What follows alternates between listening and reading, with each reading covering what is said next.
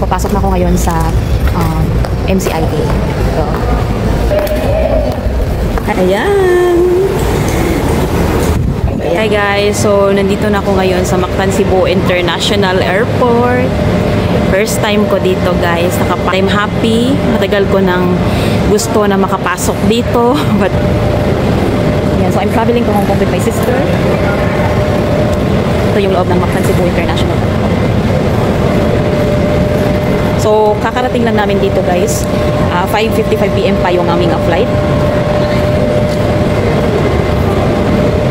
First thing to do is i-guide ko kayo guys kung anong mga dapat gawin kung nasa airport na kayo.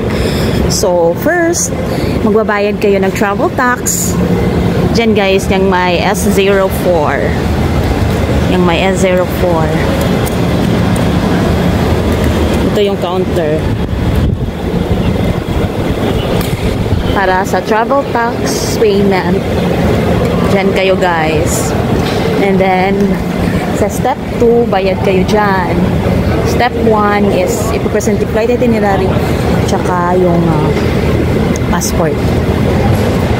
Hi guys, so magbabayad na kami ngayon for our travel tax.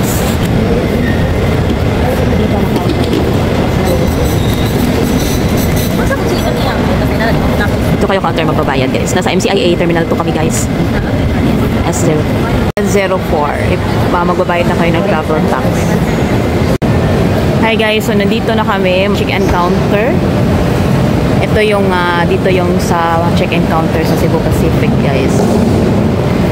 Ayan, i-check-in na namin yung mga baggage namin. Hi guys, so tapos na kami mag-check-in. Meron na kaming boarding pass. And the next step is pupunta kami sa immigration. A few moments later. Hi guys, so I made it. I passed the immigration interview. Congrats to myself. Yay! We're flying to Hong Kong. This is it. It's been a long time na hinintay namin tong trip na to guys. There were 2 trips before na na-cancel. Ngayon guys, we're flying to Hong Kong. So, tapos na kami yan sa mga bag.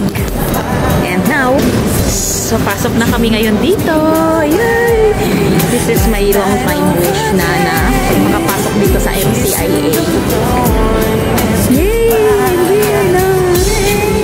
Ayun si Sir. Hi guys, sa boarding gate na kami.